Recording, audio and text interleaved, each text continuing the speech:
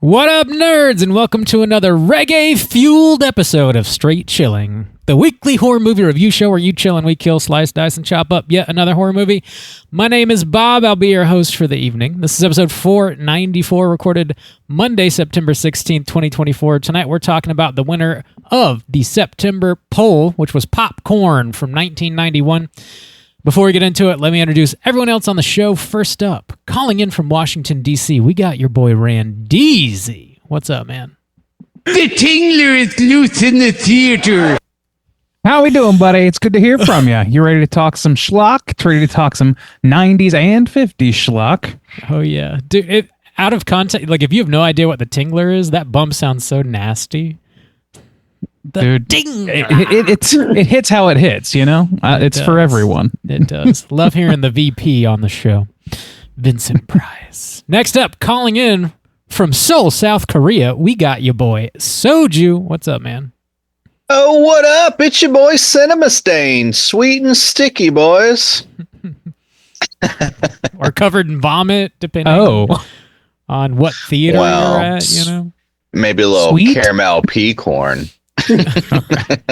Sure. Last but not least, making her triumphant return to the Straight Chilling podcast. Everybody, welcome back our good friend Caitlin. What's up, Caitlin? Hello. I was debating. I was like, is that sweet and sticky? Do I say my nickname in college? Do I say how I have juice saved in my phone? Yes. Man leaves you open for options. Yes.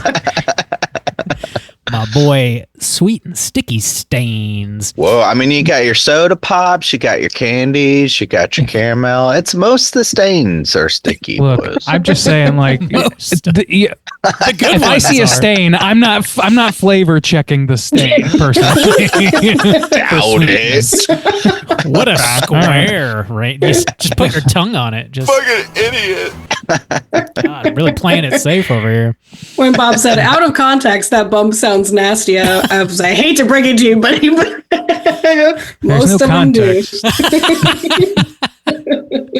That's fair. Caitlin, for Found the dream power, man. That one makes perfect sense. For those folks listening to the show that aren't already familiar with you and your podcast, why don't you let them know what you're all about? Yeah, I have Plug It Up, which is a horror movie podcast about the monstrous feminine, tastefully named after the scene in Carrie where they throw tampons at her. And I cover movies that have spooky ladies in them or ladies experiencing spooky things. And I recently had all three of you on. I was like, check. Got all the boys. Got a cast. Good place to be. Yeah. Thanks for having us. Thank you. Now, which one was the best? Oh, God. Now time to rank them. That's how we do things around here. Of course. Right now, on the spot, and you got to be honest, okay? I'm pretty sure when I called you're lying. for your 400, maybe it was, that was like the bit I led with. I was like, and now I'm going to rank you in order of my We're still waiting. Yeah. 500, baby. It's coming. All right, here we go. That's what's up. Time Don't to burn touch some that bridges. dial. You need to hear this. You need to hear this. Check out Plug It Up everywhere you get your podcasts. Let's tackle a little bit of housekeeping on our end real quick here. So we do have our October poll currently posted on our Patreon website. If you guys support us at the $5 level or above, you get the chance to vote on 3 movies we're going to talk about in October.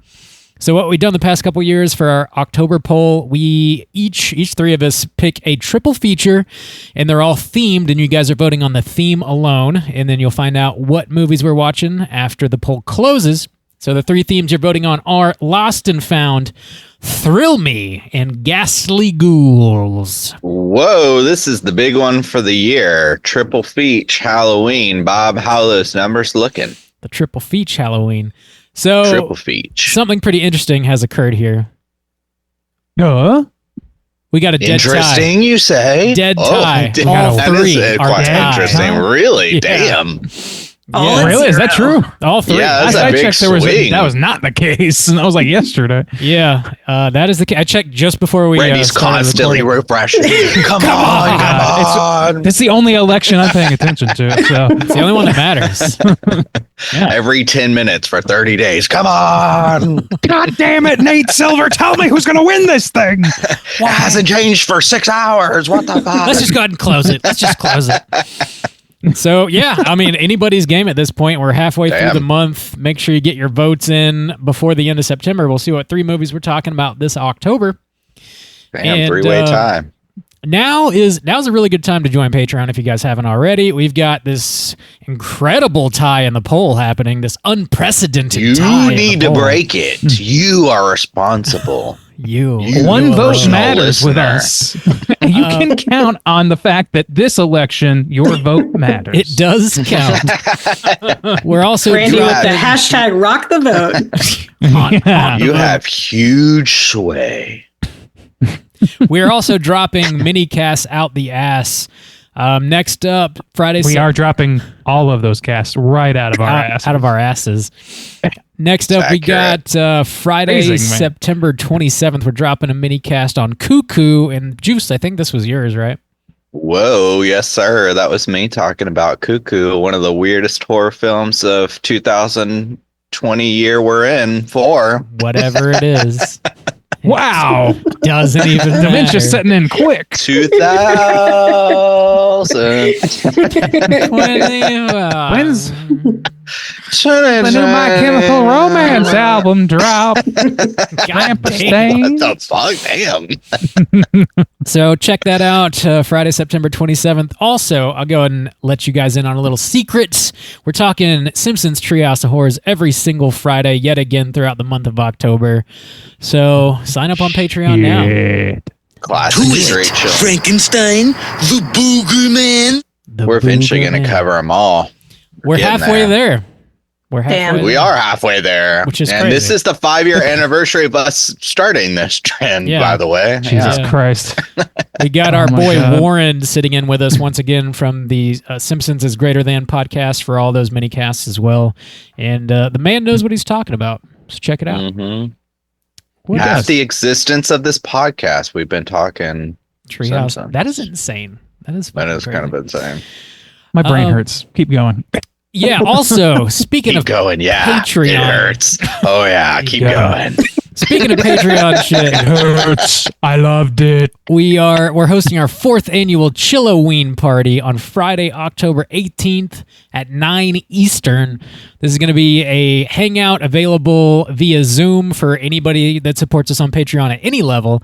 And we're going to be doing horror trivia. We're also going to have a costume contest. And the winners of both of those are going to be receiving a dope prize package in the mail from us. And we're also going to be screening a surprise horror film with commentary and potential drinking game. If you would like to imbibe, you can do so. And weenie roasts and square dances. Yeah, that too. You can roast some weenies.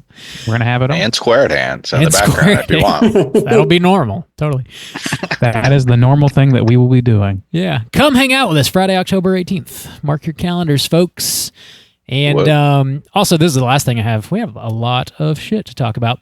We're going to be recording episode 500 here in just a couple weeks. And if you guys would like to send an email or voicemail to be featured on that episode, make sure you get those into us before September 28th. And that's it. Finally. That's all I got. I mean, I don't want to drop a dime on anybody, but I heard Justin saying that people are too scared to call in. So I don't know. I heard Justin, I that think too. y'all are gonna Sounds call like in. me, actually. They're Cowards. They're all cowards. Cowards. They're I beneath heard you, me, man, these yeah. cowards. Yeah. If they weren't cowards, they would call in, he said loudly. He did. say it. Yes, that's what I So said. make sure you call in 904-638-3231 and tell Justin to fuck right off. Oh, Yeah. let that be your motivation. It always is. Let the hate fuel you. That's all Try to I'm I'm get in some marketing. I know attention how to make from this happen. Justin. You guys have anything you need to plug? Oh, no. Not a thing. No, I think my house is clean. All right. This house is clean. Let's get into the main event. We're talking about popcorn, and we're kicking it off with the back of the box. What's on the back of the box?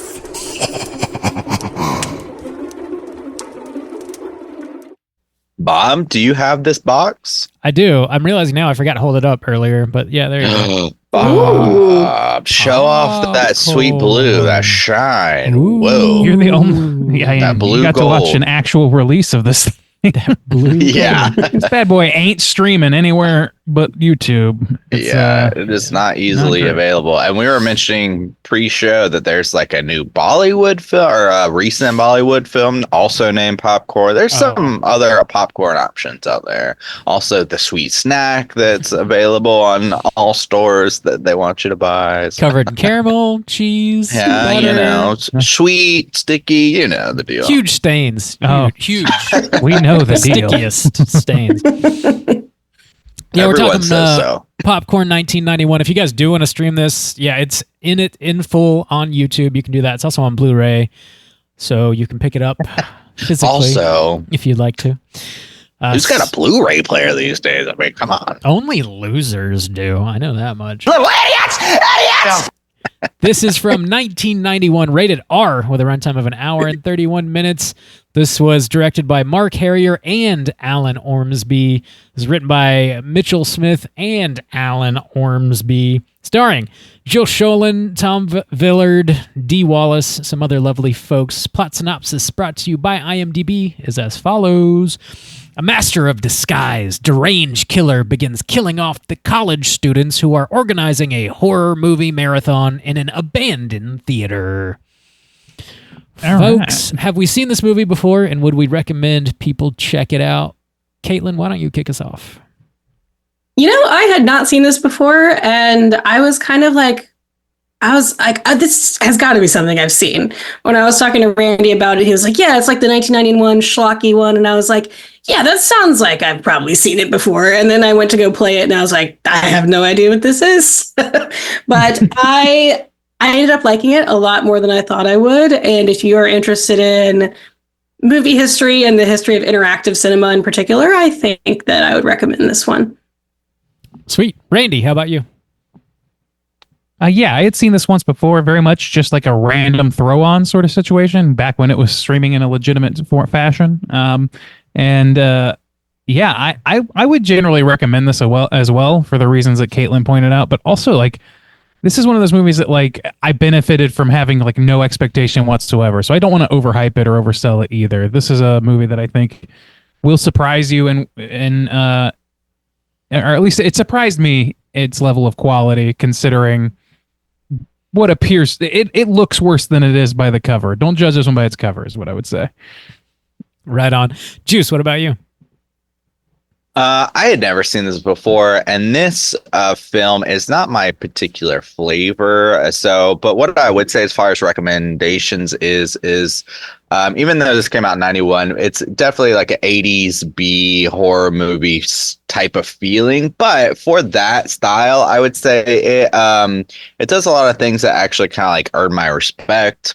So if you're into that particular flavor of horror, I think that this is probably a good one for you to watch. Otherwise, I don't think this is going to be the one that's going to move the needle on, you liking that type of horror. But if you do, this is definitely worth checking out in that realm. So yeah, I can't remember. Bob, did you give her a recommendation or not? I did not. Okay, Bob. We don't listen to you, bro. Have you seen this movie before? Yeah, I'd seen this once before, and it'd been a little while. I think Joe Bob showed it a few years ago, too. A couple years ago. I forget when. But yeah, I dig this one. I recommend it for sure. It's super fun and schlocky, much like you guys have already said. And if you're into that kind of thing, I think you'll have a pretty good time here. It's also got kind of a slashery element working for it too. So it's an interesting, wacky blend of shit. Yeah, recommend for me. It sounds like a general loose, medium to loose recommend. Medium to loose, Bob Spesh. We're going to need to tighten up that recommend a little bit. A relaxed fit. Of a Bob likes to relax. Husky size. Yeah. Yeah.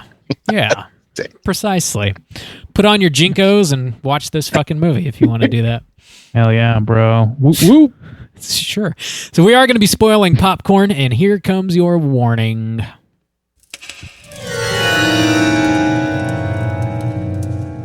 Spoiler warning.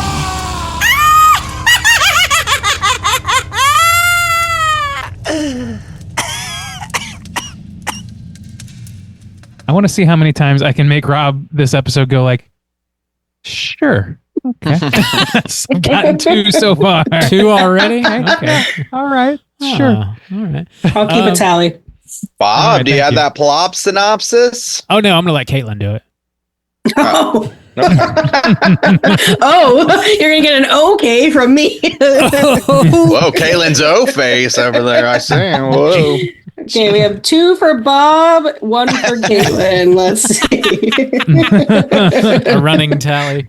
Yeah, I got the synopsis typed up for popcorn. Let's go ahead and get through it here. So we meet our main character here, film student and aspiring screenwriter Maggie. She's got this recurring dream of a young girl named Sarah being killed by a man with a huge ass knife. Her burgeoning film studies It's not class. that big. It's I've seen bigger. oh, this is a knife, Justin over here.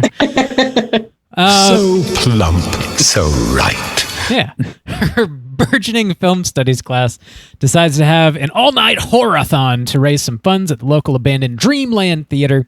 They plan to show 3 films, each with a William Castle-like gimmick attached.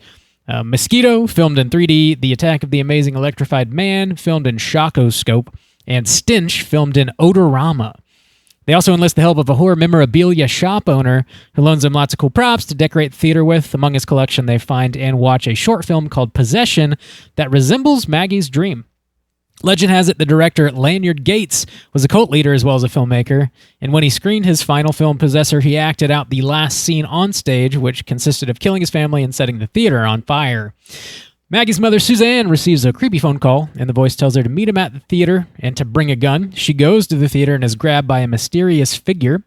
The night of the horror-a-thon, Maggie works the box office and her boyfriend Mark shows up with another girl named Joy. She also sells a ticket to a mysterious figure that calls her Sarah. She tells Toby about her encounters in the projection booth, while their teacher, Davis, prepares the giant mosquito gimmick. He flies it over the crowd, but the mysterious figure uses a remote to fly it back towards Davis, impaling and killing him. The spooky man then makes a mask of Davis's face. Maggie's classmate Tina approaches the killer wearing Davis's face backstage and tries to kiss him. The mask comes off and the stranger strangles her with a rope. Mark and Maggie find them, but the killer puppeteers Tina's corpse, fooling them. As the second film is screening, a wheelchair-bound student named Bud is controlling the seat shocker gimmick. The killer straps Bud to the controls and creates a makeshift electric chair, killing him. The killer confronts Maggie, and she then realizes she is Sarah Gates, Lanyard Gates' daughter, and Suzanne is really her aunt, who saved her from being killed by her father long ago. She explains the situation to Toby, and they go into the basement to reset the breakers. When the lights come on, she realizes she's in the killer's lair, and Toby reveals that he, not Lanyard Gates, is the killer. He's invented a very lifelike way of making masks and has been impersonating several people. He reveals his mother was a member of Gates' cult and was present at the original Possessor screening. His mother was killed, and he was badly burned when her aunt Suzanne rescued her and set the theater on fire, and these masks help him hide his badly burned face. bitch! He plans to scream Possessor and perform the ending correctly this time, killing Sarah. He commences his plan, and as the final scene of Possessor is taking place on stage, Sarah's locked in a metal dress, and the audience thinks it's another gimmick despite her pleas. Mark slides down the mosquito track using his belt. The track breaks, causing the mosquito to swing wildly, impaling Toby and killing him. Mark then releases Maggie and Suzanne, and the crowd showers them with applause. Roll them credits. Hell yeah, buddy. A lot of Well shit done. going on here. I Thank you. There is. I don't I don't know about you guys, but I really didn't want to like oversell this in the spoiler-free section, but I really had so much fun with this movie both times I've watched it now. It's so much like a proto meta slasher, honestly, that I really dig that about it. And all the like William Castle type shit. I mean, it's just got all these great trappings to it, even with all of its like silliness at the same time. And some of its silliness is the best. The acting in this is like so ridiculous. It's the best. It's the best. The best acting I've seen. The best. What I will say Anthony though Hopkins is could never. on my very limited time these days, where like watching things is like I don't know. What I will say is like things that are good or bad really shine through. So what I was saying is like there's a lot of things I do respect about this film, but ultimately it's still bad because it's like still like quite. I did not have like a blast watching this. It was a bit of a slog to get through. It's an 80s B horror movie. I mean, and it's specifically like for film nerds. I mean, all of the little aspects that are so fun about it are aspects of a film going experience from the past that's quaint and it's silly and those kind of ways are just like fun to imagine. But like this, but the music is terrible in this movie. Really, dude, the reggae stuff. Dude, the reggae stuff made me laugh. It's terrible. Okay. Saturday night at the movies.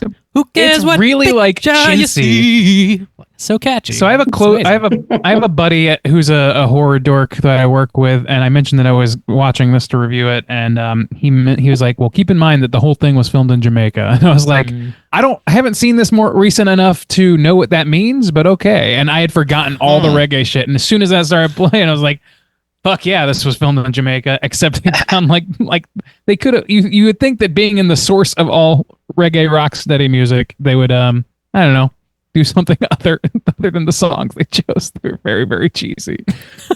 No, they said we're going montage classic right now. Yeah.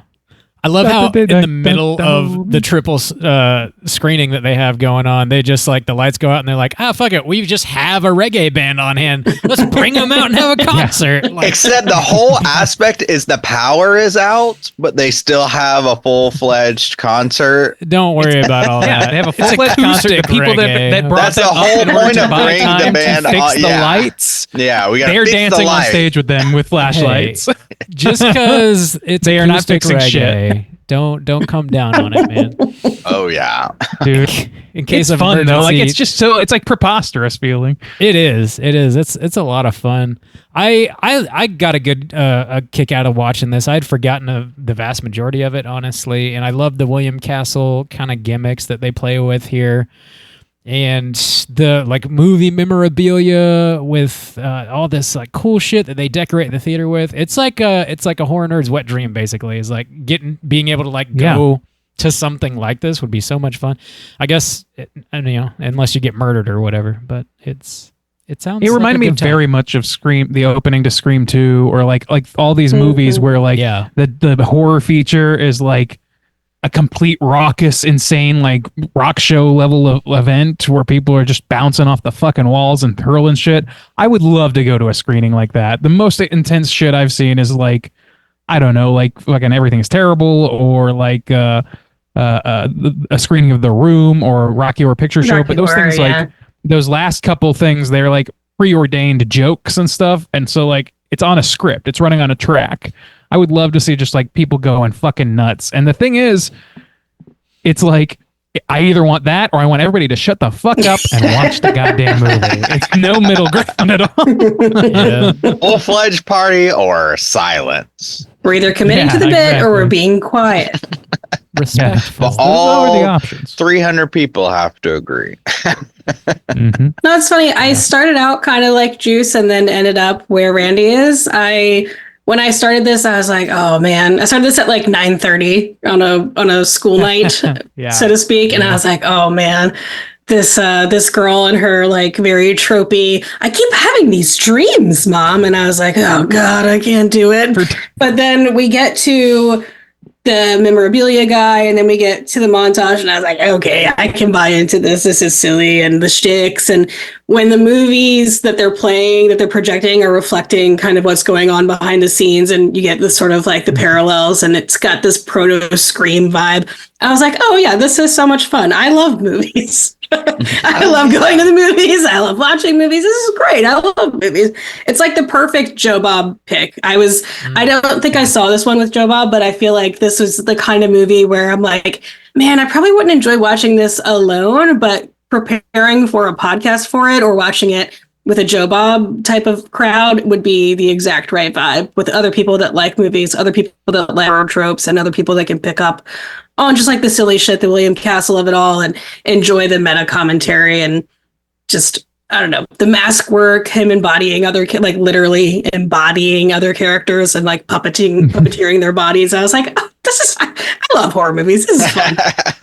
It's just it's the perfect level of silly. I'm sorry, Justin. I think I cut you off. No. I was just gonna agree about the montage kicking off, the gimmicky, the smell stuff, and pumping the fog in and stuff like that. I was actually gonna clarify. I wasn't sure, and I was trying to look it up before, and I couldn't quite find an answer. Are these movies real? The three movies that are in here, they're not. Okay, I assumed that they weren't, but so that's very clever. So, like I was saying, this movie, it's still, because the gimmick of it is the best part, and it's a smart gimmick and it works well. But so the montage really pulled me in, and I was like, oh, this is fun. This is, a cool tribute, and the way that they're working in these films is really cool. But the horror of it all is pretty garbage still, honestly. I think it's still pretty bad. And the just kind of like so much time is just walking around and looking for this killer and saying the same kind of things over and over and over again. So it really is the gimmick that sells it, which goes a long way, to be fair. And I think that they incorporate it like really well. I did like having the three different movies and stuff like that. It also, it adds a certain impressiveness to the production value, because when you start the movie, especially on YouTube, it just starts. Like there's no sort of title card. It's just like, okay, we're in it. And I was like, what this looks like a homemade home movie. Yeah, it's just happening. But then you're like, oh, they filmed these three, they didn't film full movies, but like the scenes that they're showing us that are from quote unquote other movies. You're like, okay, there was some thought put into this. Someone here really loves movies, and you can see their love for it and their passion for it. And I'm like, yeah, the main story that's playing out is a little silly, but I like the second twist that comes. I like seeing him put on the masks, and I'm bought in. And when she's wheeled out in that weird, like, Iron Maiden ass dress, I was like, oh no. I do. What I played was just a heavy metal band, dude. Fucking Toby, this guy, Tom Villard. Holy shit. The reveal of Toby is like, this guy is chewing this goddamn scenery up. It is so fucking fun. I love it. Like, it really, like, to me was like, it went from like, I'm kind of having a good time with this movie. It's silly and it's stupid and they're doing some silly things. I like the gimmicks. I like all that stuff. But when he started going off and like going as big as possible, he fucking rocked my dick off. I loved that. I loved everything he did after he came out. It was great. I was like, let me touch that prosthetic. That looks so good. I was like, let me touch that thing. It looks real. The way it makes him speak, though, the way he talks, it's like he can't speak through the prosthetics. Yeah. He's also kind of stage acting for a movie, but in the kind of way that I'm like, let's do it. I kind of feel like I thought you were talking about his voice when it's like when he's normal, because he's got a weird regular speaking voice, and I wasn't sure if that was an affectation for the role, but I'm guessing not, because I don't think this. I'm not sure that much care was put into that sort of thinking, but I think that like when he's got the prosthetics on or whatever, it gets really hard to hear when he's got like the hook in his mouth. That's really the thing. The lips aren't moving, and they just look so like chunky and weird. The aspect, like once he sort of is unmasked as the killer, the movie takes a bit of a dip for me, because I'd rather him like lurk in the shadows or like keep a mask on. When he's just like talking, we get so much of him. It's just sort of like not even remotely spooky anymore. And it's not even really like campy in a way that I like necessarily, but wow, that's surprising. I really like the rest of the movie. That is surprising. His I wish he stayed in the shadows. If Bob doesn't like it, it's really hard for me to overcome. Bob can handle the schlock and the goofiness. Damn. I was talking about this in regards to oddity recently. It's like the old question in horror movies, like, do you show the monster or is it scarier when you can't see it? And like it's kept in the shadows. And in oddity, you have that golem from the beginning, just like right there. And it's a really different take. And the way that it's kind of handled here is that he is kind of in the shadows until he is in the goddamn spotlight. Yeah. And it kind of reminds me of a Scream reveal where it's like, okay, we have a masked ghost faces for the whole movie. And then we finally get the mask off and we get this big dramatic over the top spiel. And I was like, yeah, I mean, this is feeling proto Scream. It's feeling very silly, but in a way that I kind of dig. Yeah. Well, to kind of go off that comparison, I mean, I think the fun thing about oddity and the things that work in this film too, it's not a completely like offshoot, but like it's there in your face, but it's teasing something. It's just sitting there. And so you're like, oh, this shit's going to fuck you up at some point, right? Like, what is it going to do? But in this, like, I do really like the scene where he's kissing that woman behind the scenes and the skin like starts to peel off, but it's a very dark shot. And then the next scene or one of the next scenes, he's kind of like puppeting her dead body or whatever behind her. Those are definitely the scenes that worked much better. And then like the prosthetics, I respect like what they were doing, but yeah, to watch this guy Toby just go fucking nuts was not doing it for me. He's too silly. Some of the lines. Get it wrong? Booga! You die. It was just too silly, and that was definitely the aspect of the film that I thought like this isn't like what I the type I'm of horror blown that away I like. by this. Really?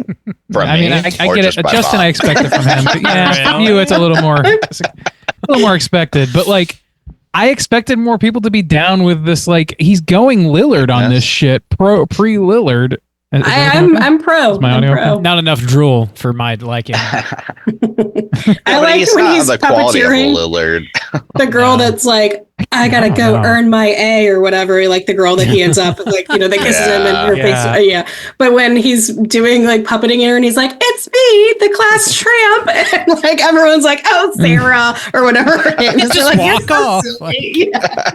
I love that shit. And I liked genuinely, it, yeah. like, if there's anything in this movie that I found like creepy, like it's not a scary movie, but I feel that way about most things, like most horror movies that I watch. I'm not like I've seen a lot, but Not so I a wasn't coward. expecting to be scared. That's what Randy's It's saying. not a big thing. I'm not a little. I'm not a baby. I'm a big but, boy, okay? like with the puppeteering, the way that she Mom like says acted so. that, it was so. The way that she performed that action, it was very like an animatronic or something. I thought it like actually was kind of creepy in like in a uncanny valley sort of way, even though it was also simultaneously very fucking silly. Well, when you let yourself I don't believe know. that that's a corpse, it is creepy when it's like that he's like, puppeteering her corpse. Like that's disgusting to think about and like really gross and creepy. And at the same time, it's funny. So I don't know, like the juxtaposition works for me and it lands for me. Yeah. Same. Also, too, that shock scene where he's hooking the guy up and he's just moving all the cables. I was thinking about Bob, like, because they're all just sound cables. Yeah. I don't know what this guy's doing, but Yeah. I don't think it's going to work, man. Do we lose Randy? Yeah, man. Uh-oh. No, I'm. It's choppy, so I'm trying to shut off my. Oh, okay. It's clean Too for hot me. for Okay. TV, says Randy Z. You don't get to see him anymore. I know. Speaking Censored. of that, the movies within the movies, the second one opens up the Amazing Electrified Man in a substation. There's like, I think 2 substation shots. And I was like, hey, Hey, I'm the yeah. Amazing Electrified I Man. get it. I get it. I know what that is. This is me.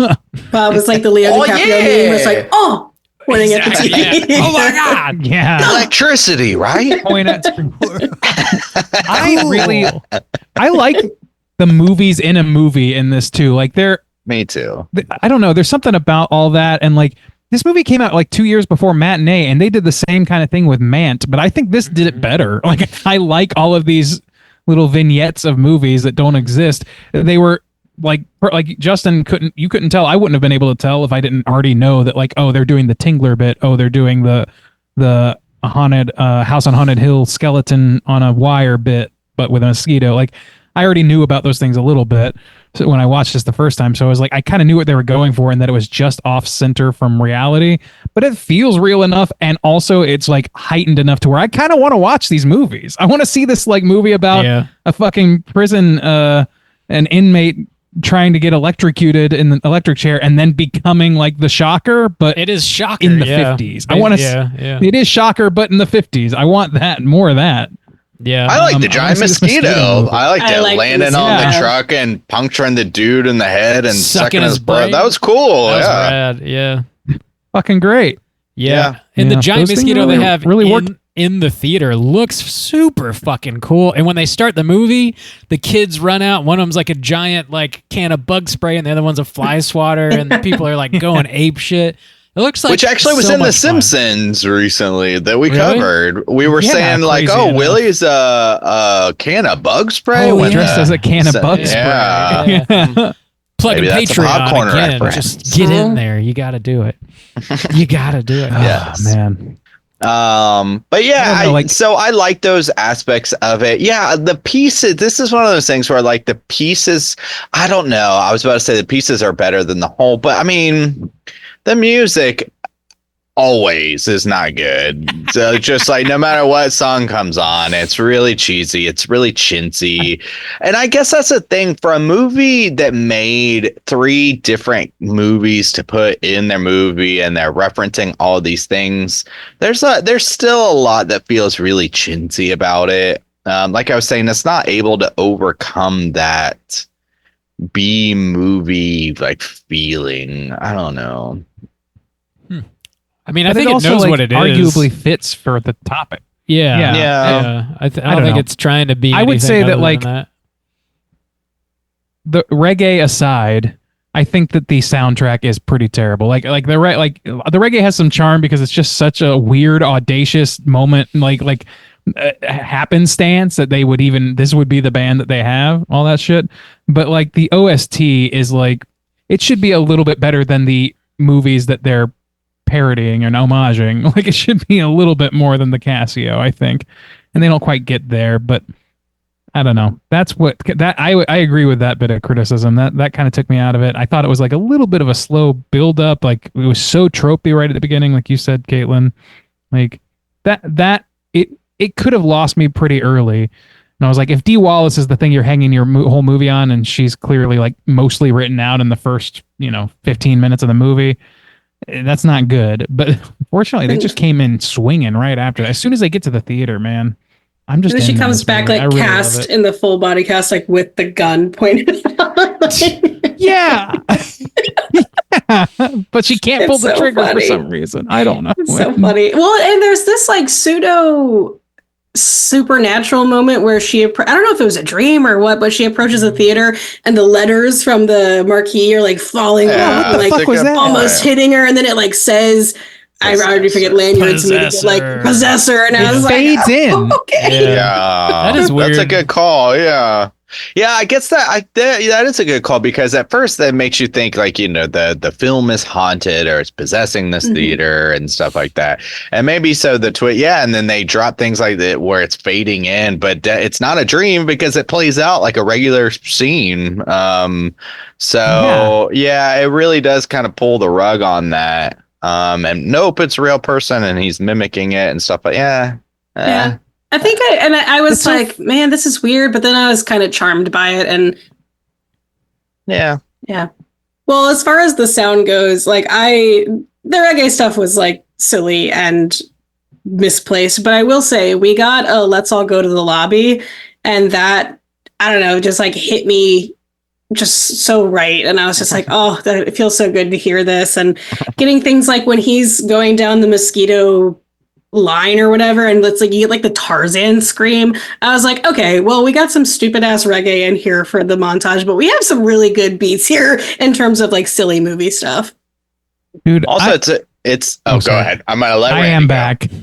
Thank you. I was gonna say like the whole thing with Toby is that he's kind of doing if Jim Carrey played Jason or Freddy Krueger, like he's kind of doing one-liners and like whatever, but like also flying off the handle like on a big way, and I kind of love that. I don't know, it's kind of a unique way of handling it. Sorry, but I interrupted you, Justin, so go on. Well, I mean, a lot of it too is just the whole film nerdness of it all is, I mean, just the person, here probably worked in a movie theater. The girl going up to the concessions and being like, I'm gonna get popcorn, but not the butter, but give me the Diet Coke and then give me like the candy, and it all balances out. Dude, that shit happens every fucking day. Yeah, Out half of it. Coke, half Diet Coke. Conversation happens every day. Oh yeah. One dude asked me to make sure his popcorn was floating in butter. Mm-hmm. We have a little like self Nasty. butter administration stands where you just pour it on yourself. People just go buck wild. Just I mean, Yeah. people would drink People it. like me, bro. It's up there like, let's go. No shame, Bob. Come on. I'm sorry. I'm the problem. Did you guys like me recognize the student that was working at the concession stand? Kelly Jo Minter is her. That's her actress' name. Cheryl was her name in the movie. No. She's in actually like a number of things. I was like, I recognized her first from People Under the Stairs. She's Fool's sister in People Under the Stairs. Oh, okay. She's in The Lost Boys as Maria, but I don't really remember that specific character very well. Is she the one who kicks out that big? She punches Yeah, the dude she in the punches him in face. the Yeah. face. Lost Boys. When you said Lost Boys, yeah. Yeah, and she's also in Dream Child, Nightmare on Elm Street, Dream Child. Damn. So like Some she's all heaters. over the She's place. just like dancing I know. in Lost Boys or something. I don't Yeah. remember her very I don't well in Lost remember. Boys, but I definitely remember her as Fool's like tarot reading sister. Yeah. Okay, cool. So I don't know. I was just kind of Nice trivia. it's kind of a character actor pull. Whoa. Thanks. You know, Thank you. Thank you. Yeah, I like that there was sort of a Phantom of the Opera type vibe happening here with the slasher too, where like his layers in the basement of the theater and his face is deformed, and I like that aspect of it. I wish he like I said, he just stayed in the shadows and they would have played it a little more straight. Also like the mask technology that he somehow invents kind of jumps the shark a little bit for me too, like a little. Also makes him the same exact height as that.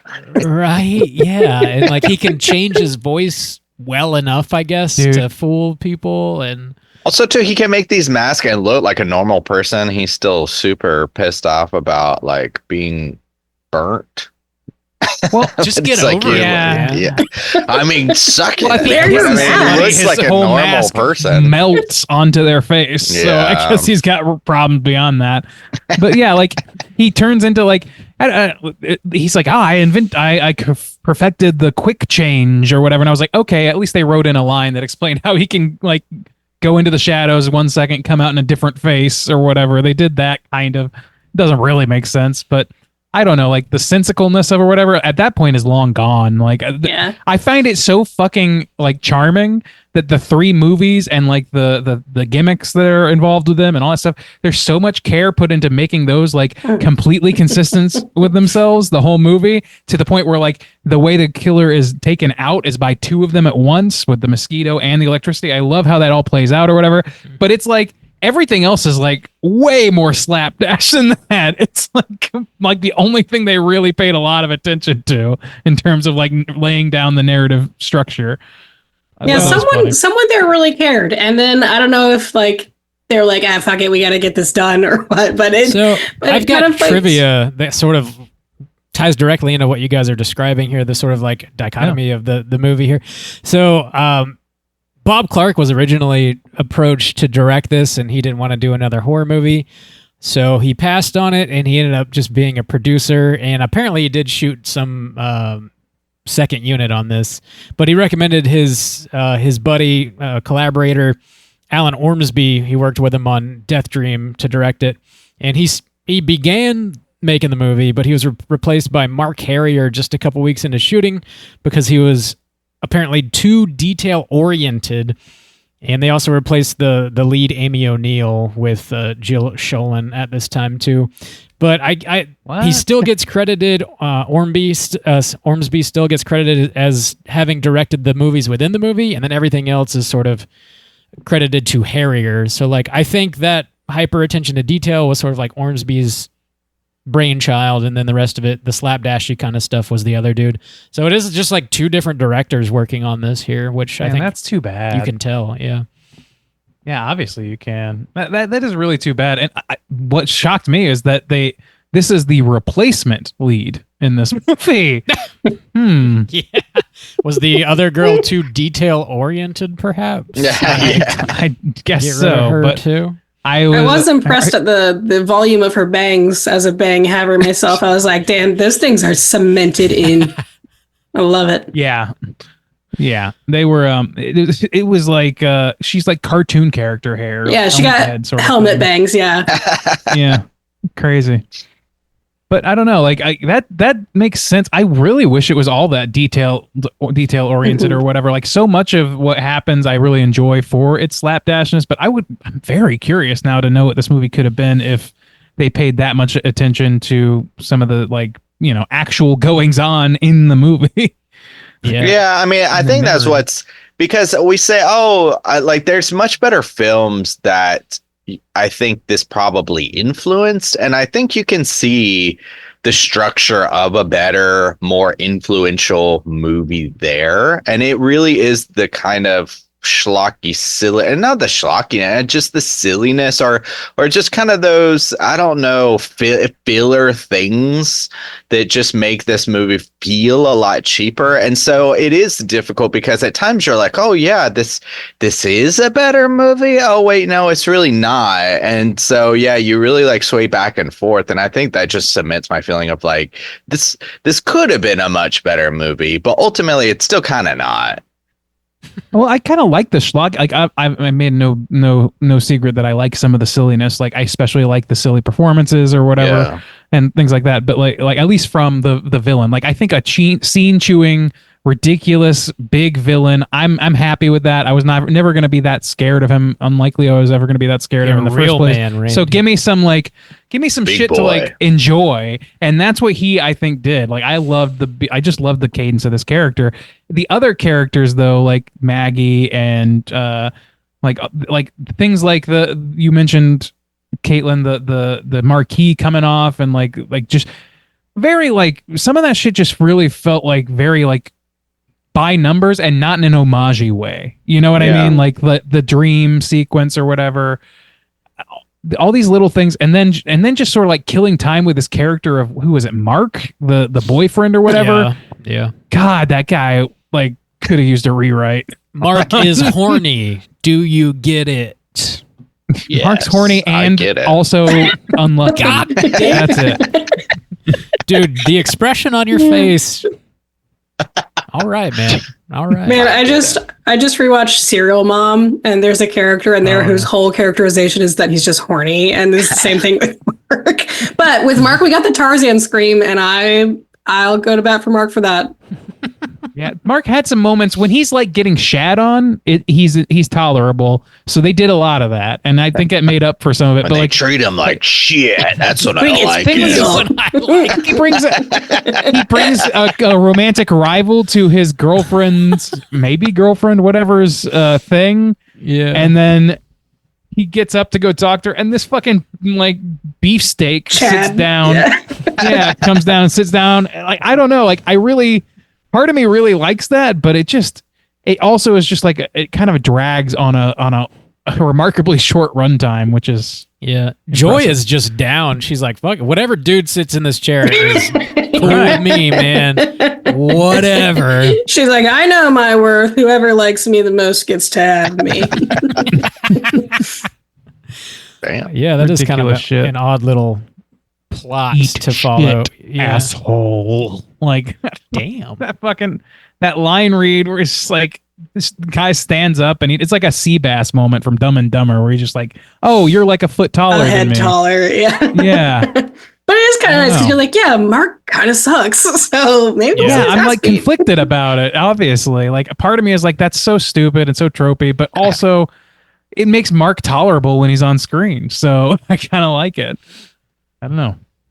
I think I just have a real soft spot towards this movie in general, is what I'm discovering. I think so. Yeah. Cool. Do you guys have any other major points you want to touch on before we rate this bad boy? No? No. All right. Let's do it. Okay. Cool. Let's do it. Out of 5. I agree. Open up a can of whiff-ass. Caitlin, okay. Why don't you kick us off? Out of 5, how do you feel? I feel like I'm very charmed by this movie, and if I'm giving it a realistic rating, it's probably a 2.75 for me, where it's like, this is a Joe Bob watch where I'm like having a good time with people watching it, really charmed by the fact that it can feel so disjointed, but also it's like in my notes, I'm like, it's postmodern, it's so smart. And then I'm also like, it's stupid. And so like when I can have all those things be true at the same time, I find that, I don't know, really unique and really charming. And I do love movies, and I love horror movies, and I love cinema and going to the movies. And this kind of brought back some of those feelings. So because I am personally charmed by it, but it is maybe not the best movie that I'll go back and rewatch many times over, I'll say 2.75. 2 3/4 from Caitlin. Randeezy, how do you feel?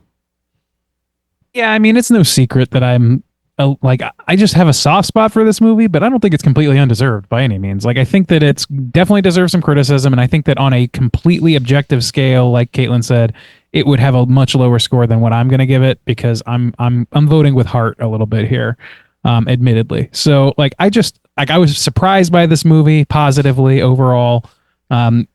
Aside from some things like the score being a little lackluster and some like scenes feeling like inconsistently, like bizarrely not thought out versus other scenes that are like deeply thought out. We discovered the secret behind that, but even still, it makes for a weird viewing experience, very stilted feeling.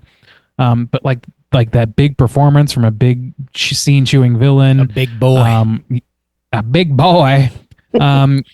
And like, I don't know, like just so much of this hit me just so right, and like I needed to watch it a second time to confirm that that's how I really felt about it. And like that's what this viewing did for me. It's like, okay, was I just like surprised and got like my jollies that way, or was it actually like something to it? And I think there was something to it. Some of the shit, like the puppeteering of the person, is actually pretty fucking effective stuff. Some of the like the mosquito sucking a guy's head out or whatever, like all that shit, like the effects and stuff are largely good, except for the electrical effects. Those are terrible. I'm not a big fan of the blue glowy electrical shit. It's very like, late 80s shit.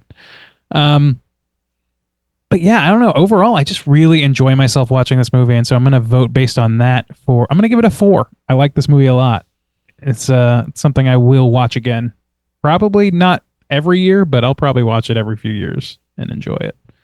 And I think it is a proto meta slasher sort of thing. Like this kind of, in some ways, I feel like led to Scream, or this sort of thinking led to Scream, but it's not as critical or thought-provoking as Scream. It's a lot more just homage-y, the same way that Matinee was a few years later, even though that had a little more thinking to it as well, because it was dealing with more production level stuff, and like the William Castle of it all more directly.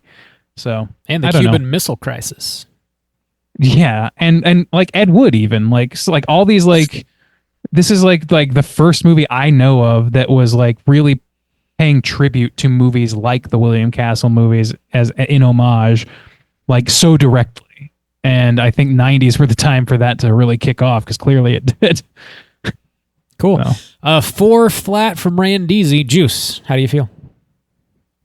Yeah, not so hot, but I will say, like, when this movie started and it's that cheesy dream sequence and stuff, and the mom's getting these haunted calls or whatever, and I was just like, oh god, I really don't want to watch this movie. It looks so stupid. It looks so dumb. And even their meeting and stuff about, god, the acting so flat, and it just felt so chintzy. But I will say, going into the theater, even though the montage music is pretty terrible, but just them setting shit up and them explaining it and going through it, and then having the mosquito and the fog and stuff, it carried me through the first half of the movie, and I was like, this is fun. And then even some of the typical stuff of going through the theater and stuff, I was like, okay, wow, this is actually quite charming, and I like this aspect of it. But then it just it kept going. It couldn't hold that momentum, and then it just became like a typical type of thing, and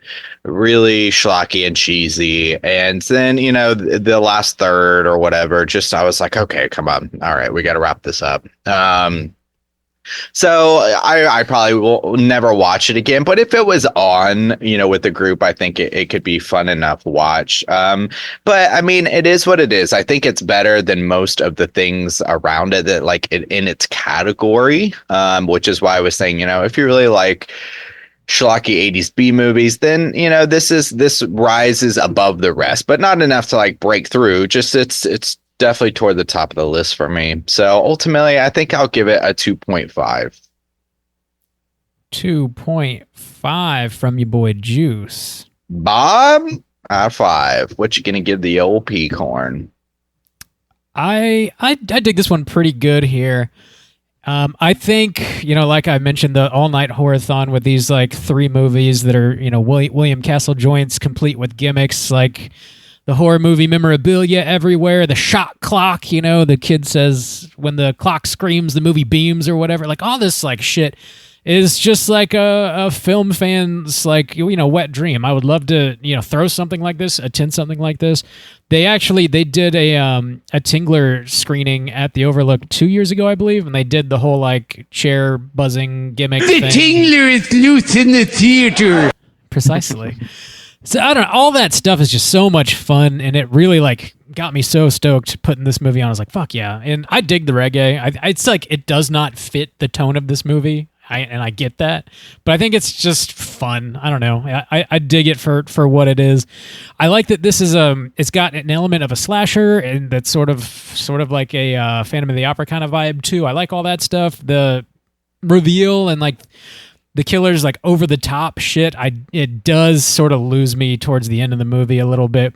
I kind of wish he stayed in the shadows, and maybe I would have been more engaged if it had been the dude, the filmmaker, and then I don't know, we got more of his reasoning for making the movie, or more of the culty stuff, because the cult stuff is almost like a footnote here. I kind of wanted more of it instead of this random dude that was a baby and not even really a member of the cult.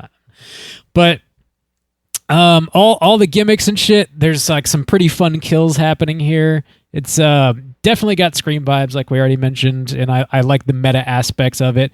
Also, just all the behind the scenes shots of these kids working at a movie theater is just, I love these old movie houses, and seeing the projection booth and behind the concession stand and behind the screen and the catwalks and all that shit is just super fun too. Yeah, I dig it. My biggest complaint is the slasher again. The plot of the movie might be a little bloated. There might be maybe a little too much going on, but overall, I had a really good time with this. So I'm sort of in between Randy and Caitlin and Justin here. I'm going to do just a 3.5, and that's going to put our aggregate at a 3.2 for popcorn. Seems reasonable. There you That's go. fair. We did it. Maybe We're a all little satisfied. Democracy works. It should have been higher, of course, but It should have been. Maybe a 0.5 too high, but Hey, fuck you. within reason. You. Let's jump into our Rotten Tomato segment and see what the critics and users have to say. Certified fresh to death. all right, ladies and gentlemen, this is the Rotten Tomatoes segment in which I'm going to have these folks guess within the best of their abilities what the aggregate positive score is on RottenTomatoes.com for both critics and users for the film Popcorn 1991. Don't fluff those numbers, God, Randy. there's gotta... What? Don't fluff the numbers. I know you. I know what you do. Yeah. Oh, yeah. I'm big. This got a fluffer, you know? 99% From way back. from the critics. I don't know. It's crazy. You know, I'm just going to go ahead and tell you guys it's 100% across the board here. All right, we're going to start, as we always do, with the critical score, and we're going to let our esteemed guest, Caitlin, take the first bite at the apple here. There are only 21 reviews here, so there's no chance at a certified anything here. But out of those 21 reviews, what percentage would you wager are positive reviews? You know, it's tough because I'm like, okay, if they're, critical reviews, if they're movie reviewers, then they love movies, ostensibly. But are they snooty? Because if they're snooty, then they're not going to like this. So I'm going to go 42. 42, all right. We'll go to Soju now. Soju, what do you think that are you going to go over, under? What are you thinking? Yeah, it is tough to gauge. But I don't know. Maybe it'll be slightly more positive. I'm gonna go 55. Oh, interesting. That's a good one. 55. All right, Bob. Nice. How about you?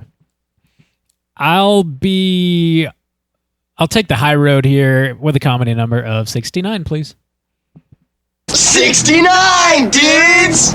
It's got to be the Bums first for time that's been every referred to number. as the high road. Yeah. Gotta be. All right, let's do some quick mathing here. I'm on the wrong page here. Okay. Yeah. Okay. So, our esteemed guest, Caitlin, is going to take this one away. Whoa. It is actually a 38%. Damn! Here. Oh. Yeah, it's pretty low. Out of the 21 reviews. So, congrats to Caitlin on that. And then Skeet and yeet. Oh, we'll yeah. see. You gotta we'll make see, your own. yeah. Oh, sheet. 1,000 plus ratings on the poopometer, the popcometer, the popcornometer. Actually, popcornometer actually works for this film, so I'm going to go with popcorn meter for this Nice. film. There's 1,000 plus ratings on that. All that to say, we're going to go in reverse order here. Bob, out of those 1,000 plus ratings, what do you think the aggregate positive score is? I think it'll be higher than the critics because this is kind of a cult classic here. It's got a bit of a cult following. So I'll take I'm going to get crazy, just insane, and take The Boys. Project 86, please. Oh, A lot of boys, Bob. Shit. You gotta specify. I know. yeah. Is Which it 69 boys? dudes? Is it the boys? I want them all. I want all them boys. All right. Soju, you coming in the middle here? What are you thinking? This might be a hot take, but I feel like Bob's number is laughable. So I just think that's way too high. I'm gonna go 60. 60. All right. Caitlin, bring us home here. What are you thinking? We got 60. We got 86. What are you feeling? I think it's going to be higher than the critics, and I'll take the 69 dudes for this one. Oh, Stay away from hell 69, dudes! I think that is a very worthy thing for you to do. But however, it's not going to work to your favor.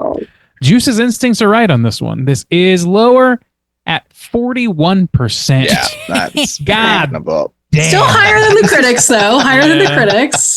3 points higher. Not much. But man, that was close to my original guess. Damn, I got it mixed up.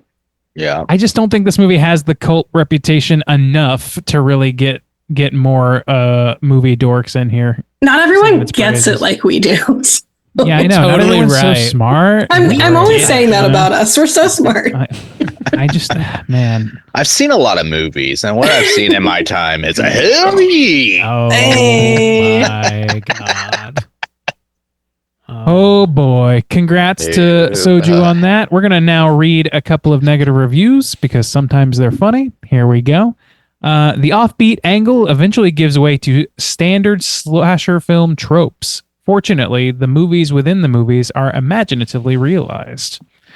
I mean, I think standard slasher film tropes is what it's going for. So I don't know. Yeah. Let's jump down to another one. There's many to pick from, and I have not pre-screened these. Here we go. The festival structure gives director Mark Harrier a chance to parody the delirious contrivances of 50s black and white horror to some effect, but the mock scenes are never as funny as the real thing. It's so like it seems like the common thread here is everybody loves the films within the The film, short film, yeah. but Just people have that problems with the rest of it. aspect. I also too just the concept is fun, or like to go through with that is fun. So like you gotta respect that kind of craft of it. But again, I think we're respecting one director here. And the problem is there's two directors. So one is a very respectable director and one is a very not respectable director. I think that's the problem with this film. I think that's probably true. It may not just to walk a line for me, but yeah, I think that like it probably would have been a better film with one director and a funnier schlock film with the other direction. And I kind of want both movies. I want to go into the fucking multiverse and see both versions of this movie. That's how you spend your multiverse powers. That's my two of my genie wishes. I want to watch this version. Now You I gotta want to spend watch 3 hours watching 2 different versions of Bob. And next, I want a jet ski.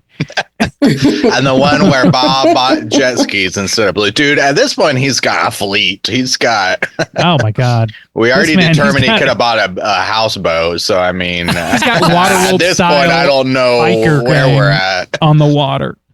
2.5 years ago, it was houseboat. So Now I God got knows where we're a at. truck. Mansion. And I got a trailer that can haul 4 fucking jet skis on it. Yeah. All straight chilling. 1 year was jet ski worthy. So it's been like 6 years, 5 years. So I can just imagine Bob on a yacht, and the yacht's name is like Lady Blu-ray or something. Sweet Lady Velvet. Blue. No E. Mm. Arrow video right on the side of it. Hey. Blue gold. Wild blue yonder. Anyway. That's it for Rotten Tomatoes. Bob, how's that trivia sounding to you? I got just a couple more points we can hit real quick. Let's do it. It's totally time for trivia. All right, so like we mentioned already, these movies within the movie are all homages to William Castle joints. So the mosquito gimmick is an homage to Emergo, which is from House on Haunted Hill, where they took a large skeleton and they sort of flew it across the audience in the movie theater. The seat shock gimmick is an homage to the Tingler, in which they shocked people's asses in their seats. And this one I've not seen. My ass is shocked. Oh God. Do it again. Could you imagine like having no idea that was going to happen and your ass getting shocked? Like, people, Oh, I can imagine, Bob. I imagine every night with a glass of cognac. I'm imagining it right now. God damn, dude. You Are you waiting to receive my limp penis? there's some tension on this show. The It's because odorama. Kaylin's on. That's the problem. They didn't know. I wasn't prepared. I don't want to know what preparation you would have to take. This is a family show, damn it. It is not. No, it is. Decidedly, if any children are listening, go to bed. Stop. No matter Listen what to your time Uncle it is. Soju. Oh God. You got to shock him in the ass, says Uncle Soju. If you want to have them sweet stains, sweet sticky stains, like your old Uncle Soju, Jesus. keep listening. God. Jesus. Oh, God. No. The odorama gimmick was an homage to Smell-O-Vision, which is from a movie called The Scent of Mystery. I've never heard of that one before. That was kind of a curveball there. I love it in the I would movie, love though. to see a movie like that. They have this. That would be my least favorite one, too. I don't want to Smelling sit in shit. a Yeah. dank-ass movie theater that smells like buttholes. Well, they've got very asshole-centered tonight. I center my life around the Every asshole. night. That's what a boy likes. You gotta shock them. They have the scent of a dead dog in the movie. Like, oh yeah, I would That's not fucked want up. to smell Yeah. that. Yeah, that's too much. But Yeah. I like that they're I like, think a dead little dog. They like just bump it. Dump it. I mean, one's dead body. I mean, dead dog, but also one just, or maybe I Body guess odor? No, not body odor, BO. but yeah, of a Yeah. dead body, right? Yeah. It's like, Yeah. why would you want to sit through that? Shock think me in the ass, yeah. But I don't want to smell your dead body. Shock me. In the ass. The last bit I have here, the character of Lanyard Gates was very loosely inspired by eccentric Brazilian filmmaker Jose Mojica Marin, who's known for creating and playing the character of Coffin Joe. yeah. That's a great name. Yeah, it is. Coffin Joe. Coffin Joe. Check him out. And that is all the trivia I have. Let's go ahead and talk Cooter of the Week. Straight chillin'. Cooter Cooter of the week!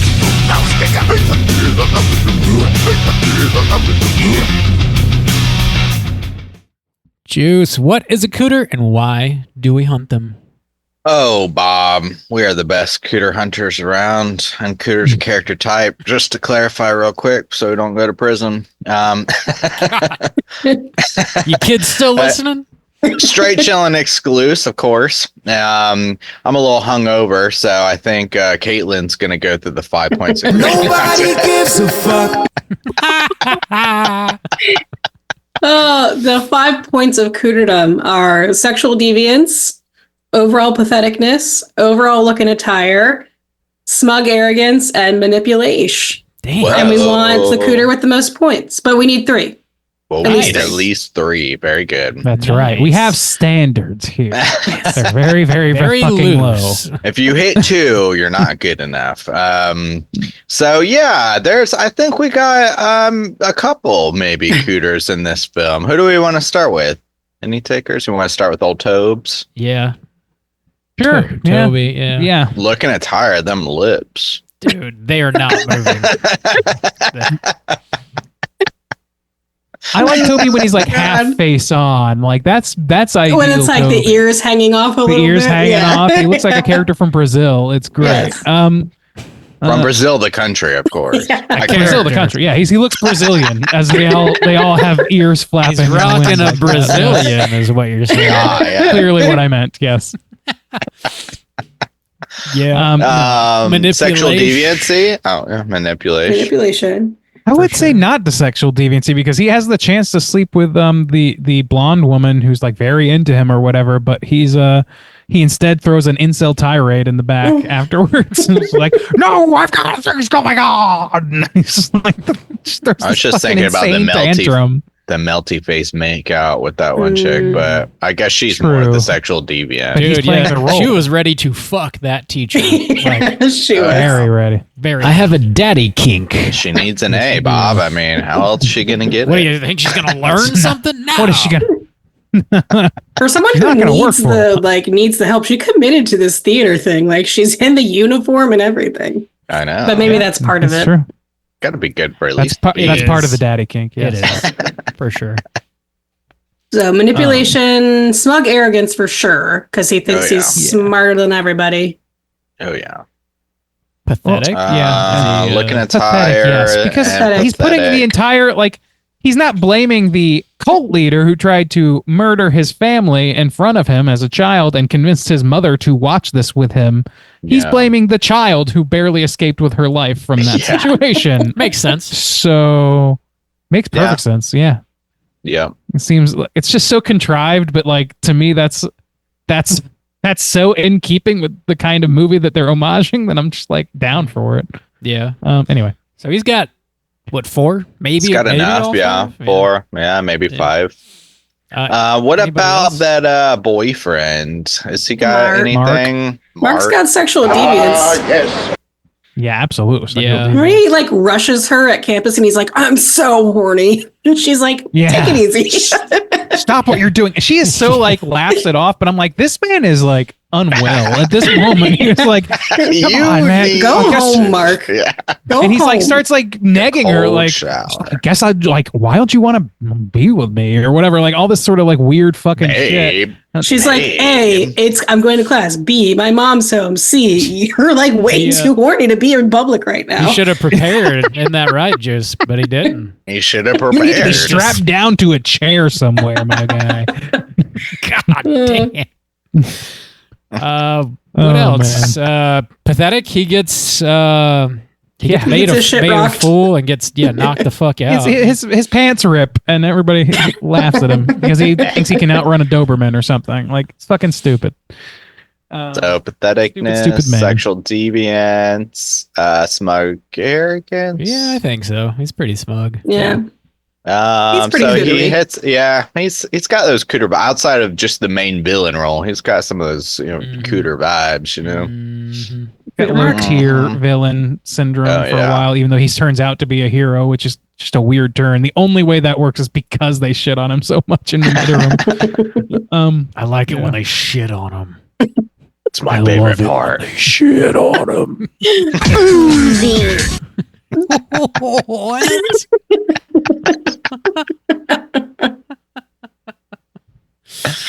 Cool. Oh, man. So he definitely has enough, but I don't think he's gonna beat Toby. Anybody else? I mean, boyfriend's rival, maybe, but I don't think there's enough. That guy of was it. just cool, man. Yeah. That guy is just a slab. That guy fucks. He does not even make eye contact with him for the longest time. He It's just He doesn't make eye hilarious. contact with the girl. He just puts his arm around her. Yeah, he's like, It works, I guess. Yeah. He's like, all right. he picked the right woman to do that to. 'Cause That's how she was Tony and down I for it met. somehow. He just appeared and I was down. God damn. All right, Tony. Very bold. Just How many times has appeared. Tony been to prison now? It'll work eventually. Oh, you just man. keep doing it. Okay. The So, odds, yeah. well, I was thinking, is that woman actually sleeping with the teacher? Because then we could possibly give it to the teacher. It's sexual deviance, but I don't remember how Yeah. much of the. It seems like they are. There seems to be an Yeah. existing sexual relationship there when she approaches Yeah. him. Yeah. Yeah, But that's like the only thing about him that isn't just like, I'm your professor. Standard, yeah. He had like a dumb turtleneck on, I'm pretty sure. What Look an at him. idiot. Throw him away. Throw him in the. Stupid He's look. the cooter. Forget Cooter prison. Kill this man. Turtleneck. Executed summarily. Goodbye. Yes. No trial for this man. Habeas corpus is suspended for turtleneck wearing. Pathetic. For Hey, sure. on record, I like a turtleneck. His was just stupid. I'm not a big turtleneck guy. Stupid turtlenecks. I'm sorry. Yeah, you need yeah, to yeah. specify. Yeah. It's too much. Layer I with don't the know. scarf. Okay, if you're gonna cover the neck, give a layered look. You got to get you a good ascot. You're always saying that. That's like it's my Ascot number one Randy. fashion move. for life. Yeah, He's a bit of an ascot nut. I'm a bit of an ascot nut. I wish for like a year that needs to be Randy's thing. Ascots. If I just wear a new ascot every Yeah. episode, Yeah, if people that'd send them be to me, great. I will wear them on the behind the snes. You send me No. ascots, I will. Don't tempt Well, me with also in it. life too. And what? What'd you say? In life. life. I said Oh, also yeah, of in course. life too. Yeah, I'm gonna wear it in my DMV photo. What are you talking about? I hope so. I genuinely have a scarf on in my DMV photo, and I was like, why did they let me do this? Yeah, they make people take their glasses off and I shit. was like, this is for sure not allowed. What the fuck happened? The Found Footage Festival guys do this thing where they every time they do like a weird face, but the only way they get through with it, they detail how to do it, and you have to kind of walk in wearing the weird face already, and just kind of be like this the whole time. Kind of do a weird face. Oh yeah, I like for a photo. That's fucking great. Like that's dude. fucking amazing commitment, and God help you if you get pulled over for anything. You just got to make the face again. Yeah. The answer. Was there a problem, officer? God damn. Well, I think we got 3 really. Let's take them all. I think we're happy with this Just haul. get 'em. Yeah. We got them all. Yeah. Cool. Good job. Proud of us. We really did it. What are we doing? Thank you. I don't know. Let's talk about I what think we've it's- been watching. Let's do it. Hey gang, what you been watching? 500 of these. What are we fucking things doing we've done. with our lives? I don't know what we do. Bob had a little existential crisis there. Whoa, what are we doing? Bob, you know what? I write out the intro to plug it up every episode because if I don't have it written down, I don't know what the fuck I'm talking about either. You know, we're just here existing. We're just like normal, man. air conditioners conditioning the air. I'm sorry. What? Did you just have an edible? What's happening? Fuck are you talking about, dude? Fuck That is was, happening? that was little Frank Reynolds in my mind when he's the art collector. Okay. All right. Bullshit. Derivative. Caitlin, what have you been watching?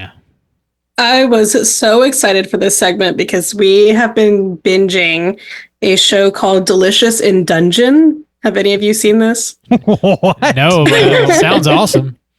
So I've never been an anime person. Like I just haven't found any animes that I've gotten into.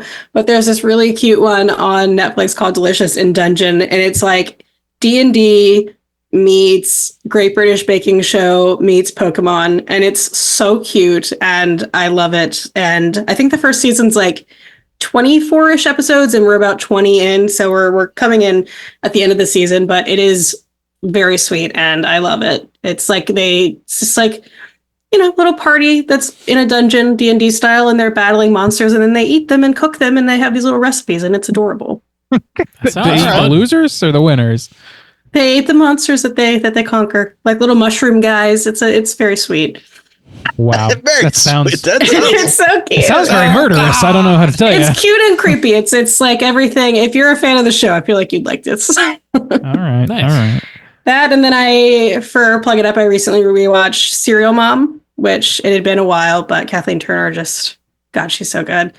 Anything John Waters is a hit for me. And then rewatched The Devil's Bath for another Plug It Up episode. So just some rewatches, and then a lot of Delicious in Dungeon. Hell yeah. Sounds fun. Ray and Deezy, what you been watching? I've got a number of things to get through here. I finally watched the first Omen, and man, I knew that it had like some similarities to Immaculate, but Jesus Christ, it was like, is this the same movie? What happened? Pretty here? much. It's so similar.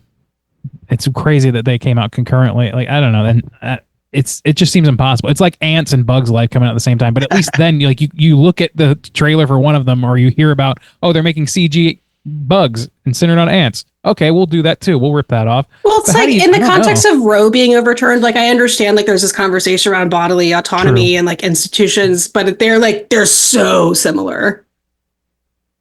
It's shockingly similar. Like the only difference is the motivation for some of the machinations happening in the background that I won't reveal here. So yeah, there's that. The Chris Gethard show had a reunion at the reopening of UCB New York, and they live streamed it for pay, which I paid for, and I was a big TCGS fan back in the day, still am. I won a cruise from Chris Gethard and Vacation Jason, the world's foremost vacation expert. And yeah, I love these guys. It's like a very DIY punk show that like used to come on MNN, Manhattan, what is it, Neighborhood Network, the public access shows, and they just did all kinds of crazy shit. It's very chaotic, and this was exactly the same. It was chaotic as fuck. Some bits really didn't land. Some bits went way too far. It's just fucking crazy. But it was nice to see them back again, even just for the one night. I was really, really happy about that. Kane Pixels came out with a new installment of The Backrooms on YouTube for free, and I would say it's probably one of, if not his best Backrooms short. It's like 45 minutes. It's one of the better ones I've seen, and God knows there's a ton of pretenders to the throne there. And I heard like a couple years ago that he was supposed to be given a full feature-length film from Blumhouse or somebody, but that hasn't materialized. This felt like it could have been that, just truncated. It has like a really good narrative arc to it or whatever that some of them don't, because it's like they really commit to the found footage part of it. But yeah, I really liked it. It's good stuff. It's called Found Footage Number 3. I think it's what it's called. But The Backrooms Found Footage Number 3, Kane Pixels. It's great. It came out like 2 days ago or 3 days ago or something from recording.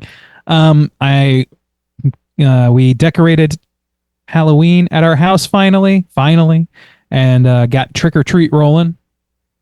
I really came around to that movie over the years. I've mentioned that last year, but I think that there was something about like the 2000s-ness of it that really rubbed me wrong at the time. It just felt cringy when I like originally saw it, that has worn down on me and turned into sort of like a nostalgia. So I like it a lot. I was very happy to rewatch it. And then last but not least, germane to the conversation of not Nick Castle, Jesus Christ, William Castle. Watched a William Castle movie that I had seen name dropped called Homicidal, which is his reaction to Psycho, which was in part inspired by some of his films, supposedly.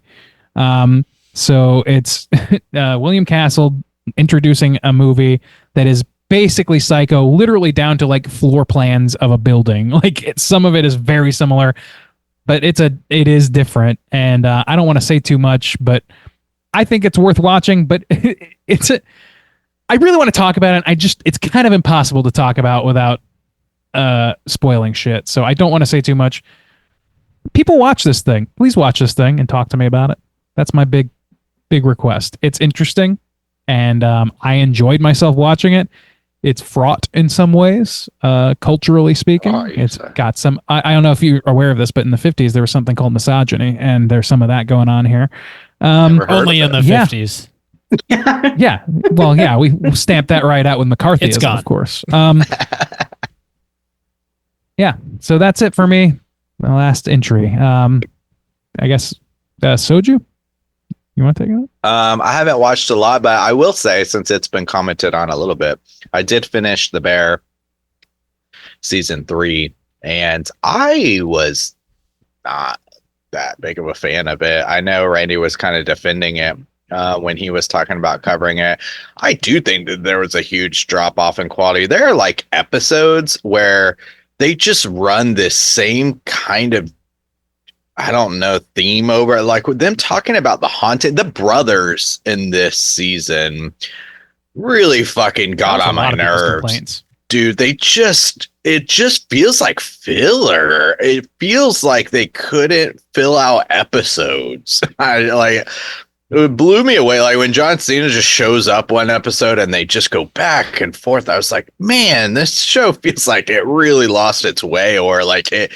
And sometimes it felt like some of the names maybe got bigger, and there was filming or like scheduling conflicts or something. It felt like we just can't have a guy this day, so let's just do something. I don't know. It just felt like there was a lot of filler this season. So I definitely thought it was the weakest for sure. So yeah, that's it. That's all I've been watching. I definitely was disappointed. There were like a few choice episodes. Definitely the one in the hospital and Tina. Those were like the two kind of like standout ones for sure in my mind. But yeah, I agree with the general consensus, I guess, that like it was much worse for me this season. Yeah. Bob, what? I think Tina won an Emmy. I mean, the actress, I blank on her name, but won an Emmy for that. Yeah, episode. That's cool. Yeah. Yeah. Bob, what you been watching? Couple things. We did some sort of spooky stuff. We went down to Orlando this past weekend, specifically for a Something Corporate reunion concert at the Hard Rock at the Universal City Walk. And it was a really good show. I'm not really a huge fan of their music, Alice is. And these dudes are like in their early 40s, and they played like a 2-hour set and just fucking rocked it. The lead singer, like plays piano, which is a stationary instrument. He had this like upright piano he was playing at, but he was like leading the shit out of that band. He was like all over the stage, like playing with one hand. He like basically never looked at the piano. I don't know. He just knows he's got that shit memorized, so well he doesn't need to. He was like jumping up on the keys, like slamming his ass on the keys, like just fucking going apeshit. Whoa. Really? Now you have my attention. He was shocking himself in the ass juice. Can you imagine? Whoa. I can. Wow. I intend to. It was a good show, but also I'm imagining it right now. I really should have prepared myself. I'm out of control. We while we were there, we also went to this bar called the Red Coconut Club, but they always like revamp it for Halloween, and they call it the Dead Coconut Club. And they had it. It's a 2-story thing, and the bottom half this year they decorated it as this sort of 80s neon vampire kind of club. It's very Lost Boys vibes in there, and it was absolutely fantastic. They killed it with the theme. And then the second story was all like Blumhouse. It was like a Blumhouse takeover thing. So they had I forget the character's name, the grabber from the Black Phone, like sitting in his chair asleep. They had a Megan doll.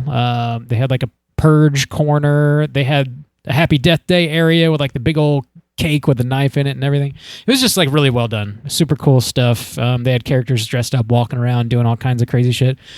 They had vampires on the bottom floor that were like really like decked out, like wearing crazy huge chains and like giant hats with feathers and like there's this one shirtless dude that was just like licking it like everybody and just like it was great. Juice Licking it. Yeah. That was just- He was like, flapping his tongue at people. It was great. It was fantastic. Juice, you would have lost. Yes, your I'm familiar mind. with vampires. Mm-hmm. doing that stuff. It was great. So what crazy stuff was it? Right, this sounds Orgy. exceedingly vanilla. I don't know. I'm waiting for Are you reading your taxes to me right now, or what? I was all boned up, but now I'm falling asleep. Jeez. Get back to the ass stuff. Big Juice will put back. This is a shocking and The shocking of the That's ass. what a boy likes. the Surprising. keys. But that's pretty much all I've been up to. Watching something corporate and then doing some slightly spooky shit down in Orlando. Yeah. Cool. We did it. We don't. That was have- cool, Bob. That was cool. Thank you. Thank you for agreeing with me. We Cool don't. story, bro. What do we? Thanks, man. That was really believable. We don't have any voicemails this week because clearly nobody loves us, and Clearly. we're fine with that. We're okay. Justin seems to think it's because of cowardice. So I don't know. Right? We don't care. We're just mentioning it like a lot. We want you to know about it. No, but we I don't want to care. hear from you guys. Please. I don't want to hear from anybody. Please don't call. Call me. Please. I don't even want you to call. Don't call call. me. Please don't call me. Don't call. It's 904. embarrassing me when you call me.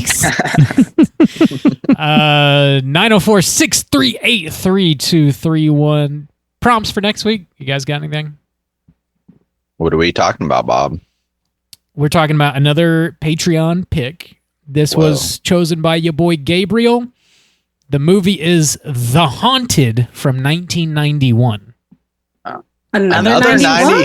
Yeah, And- damn. It is another 91. Another crazy thing about this is you have to watch it on YouTube because it doesn't Hey! exist anywhere Show. else.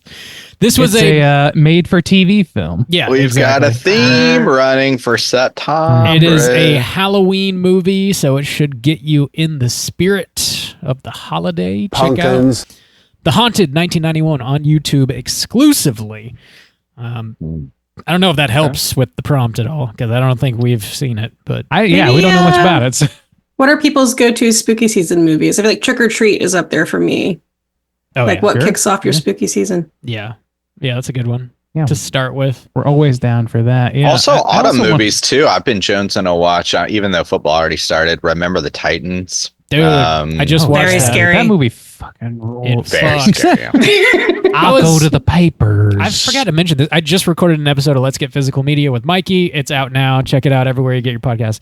But yeah, I was just blasting through Your house was still dirty. Denzel movies, and that was one of them I threw on. I forgot how progressive that movie is. I haven't seen it in years, but Movie's like, good. there's Great some autumn. Yeah, interesting good shit. autumn Yeah, it vibes. really is. that's a Yeah. good movie. Good one. It's got fire and rain in it. It can't be all bad. Yeah. Good shit. Yeah, so Halloween watches and autumn watches. I want to know what movie gimmicks you guys want to experience in real life. So we saw a few movie well, gimmicks. we know in you this already film. know. Justin wants. Yeah. That's a gimmick you can get at any downtown bookstore, if you know what I'm saying. Love to invite you guys to Fallout, the goth club in Richmond, where you can get that experience. On the way. Damn. All right. God. Pleather is on. Wait. No pleather. Leather only. Oh, okay. We go legit. God damn. Pleather's for losers, don't you know that? I thought you were goth and like into vampires. What a Did you? Are you fucking even a loser. vampire, Got that Sergius? God. Got that stolen goth valor over here. That's where you have safety pins in Damn, your ears, that- I guess. I don't know. Yeah, but no, really, like if anybody has like a William Castle or like some sort of film gimmick that they've heard of or that they have thought of or dreamed up that they want to run by us, I would love to hear about them because like that's something we didn't get to go to that at the Overlook, the Tingler screening, which was very unfortunate. But I really, really would love to see some really like gimmicky like in theater experience type shit, and I'm Hell yeah. curious what people have thought about this. Yeah, or if you have experienced anything like that, what was it? Let us know. Call in. Yeah, that too. 904-638-3231. And that's going to do it for us this week here at Straight Chilling. Caitlin, thanks again so much for sitting in with us. It's always a pleasure having you. It was great to be here. Awesome. It is. It is. Plum awesome. Plum awesome. Awesome. Make sure you check out Plug It Up everywhere you get your podcast. Watch The Haunted over on YouTube. Get ready for next week's show. And until then, you can find us on all the socials everywhere. Just search Straight Chilling Podcast. And everybody, please keep chilling. The Tingler is loose in the theater.